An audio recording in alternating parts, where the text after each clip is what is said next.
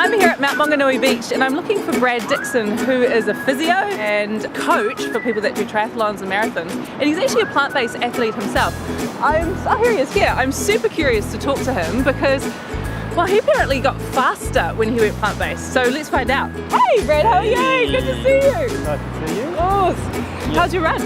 Lovely. Yeah, Yeah. It's always lovely. Look at the environment we're here. It's just beautiful. How long have you been doing this marathon running? Oh look, I've been doing marathons for about 20 years, but it's only in the last maybe 2 or 3 years that I've sort of got back into it seriously again, and started to realise that I'm not done. My best times aren't behind me. I'm really encouraged to strive and try and do a little bit better. Really? So Yeah. you've been finding that you've increased your times as you've gotten older. What do you put that down to? Look, I personally think since I started going plant-based, Seriously? since I've started going plant-based, it's leaned me up. I'm able to I lost 10, 12 kgs very Wow. quickly just by going whole food plant-based.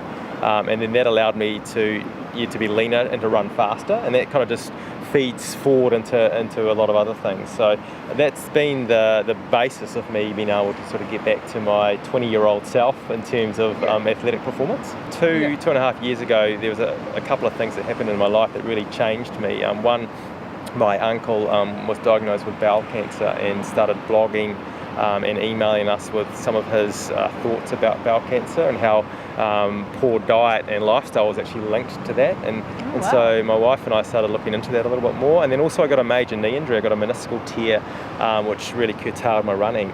So with those two factors, I kind of just started to look at ways how I could help myself get the power back. And one of those was to look at my nutrition. And I thought, let's go plant-based. It's just allowed me to recover from my injury a lot quicker, lean up and be able to run faster. And that it just also helps with you being able to recover from sessions a lot quicker as well. I'm finding I'm not as achy and as sore. Joints aren't as niggly.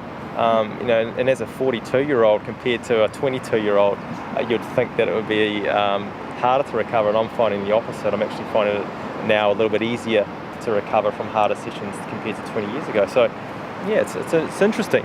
Did you expect that result? No, well I didn't, but I did hear about from other athletes like a guy Rich Roll and Brendan Brazier, and there's a few other sort of vegan runners out there that report all of this stuff, but you don't really believe it. You sort of think, they're trying to sell something, but then when I started doing it myself, realised that actually you do lean up, you do feel better, you do have more energy. I started to believe it for myself. So yeah, proof's in the pudding, and I'd recommend for a lot of people just to give it a go and just do it for a month or two and see. Is there anything that you would say as a plant-based athlete that they need to think about in their nutrition, or anything that they should, like usually protein is something that they really push in athlete circles. That's what I've sort of seen.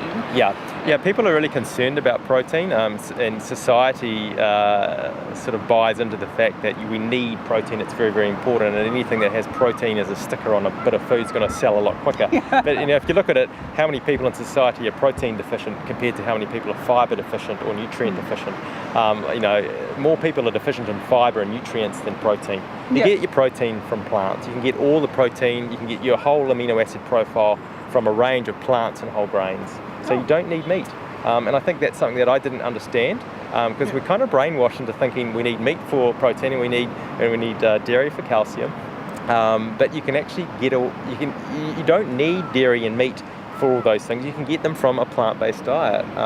And I think personally dairy and meat should be something thought of as a treat and an occasional thing, not as a staple, which it's very countercultural to what we're taught in New Zealand. Probably leaning towards more of a vegan lifestyle and nutrition at the moment for sure. So that's where I'm sort of heading. Flexi-vegan I call it. I'm probably 95% vegan and 5% vegetarian. Oh yeah. So have a little bit of cheese every now and then and maybe an egg or once or twice a year if I feel like it. So yeah.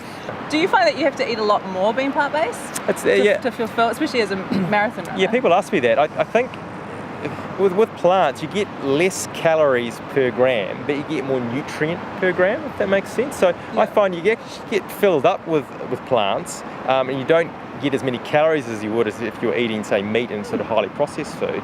So no, like I don't think you do need to eat more, because I find if you have a good complex carbohydrate mix, and then you have a lot of leafy green vegetables and things, you feel quite satisfied, and you don't feel sort of bloated. You feel just invigorated after eating a good, healthy, whole food plant-based diet. So maybe a little bit more at the start, then I think your body adapts and your gut adapts, and then no, I don't think I have to eat that much more now. Yeah. We're all on a journey, and I think we're all moving towards the best version of ourselves possible. Yeah. And I think part of that is eating a plant-based diet. I've also heard through rumours that you're actually quite into this cold therapy. Yeah, look, that's one thing that I got into probably a couple of years ago when I was sort of looking at the plant-based stuff. I stumbled across a guy called Rich Roll, who's one of my heroes. Yeah. He's a plant-based athlete and a wellness advocate. And he was interviewing a guy on his podcast called Wim Hof. Oh, yeah? Now, Wim Hof is...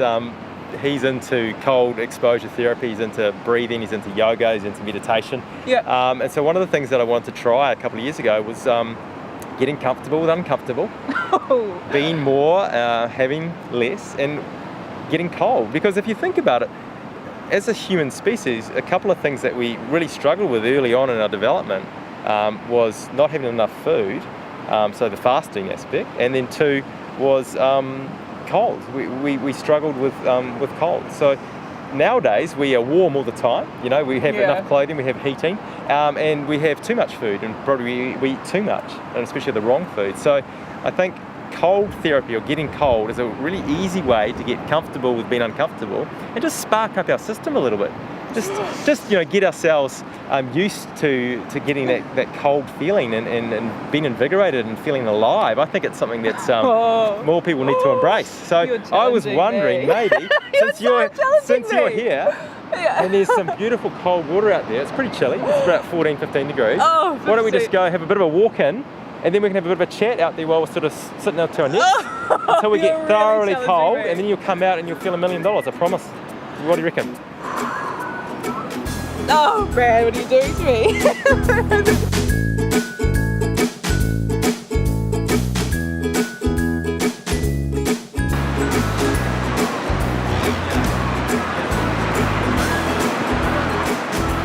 Oh my goodness. Awesome. I feel very awake, and I have almost like a burning feeling, but it's really warm. Because when I first went in, it was very uncomfortable, and I felt my teeth chattering, and I was like, I don't want to be doing this, and as I kept going, no, it's okay, I can do it. And then once I got used to it, and you were like telling me, just breathe and keep centered and just try and get your muscles to relax. And as I did that, kind of like a real calmness came over me. It was like when you're meditating or something. Yes, it's kind of that balancing of the parasympathetic and sympathetic system. You become sort of focused yet relaxed all at the same time, and it's a feeling that I haven't sort of experienced before, except when I'm meditating and when I'm really in that sort of relaxed state. You sort of feel hyper focused yet hyper relaxed. It's a beautiful balance, and again, I just wish more people would try to experience it. It's just fantastic. You should definitely try this experience. I was quite nervous and probably a little bit skeptical, to be honest, Brad. Yep, everyone is. I'm feeling quite alive and invigorated. Yeah. I love it. Thanks for coming.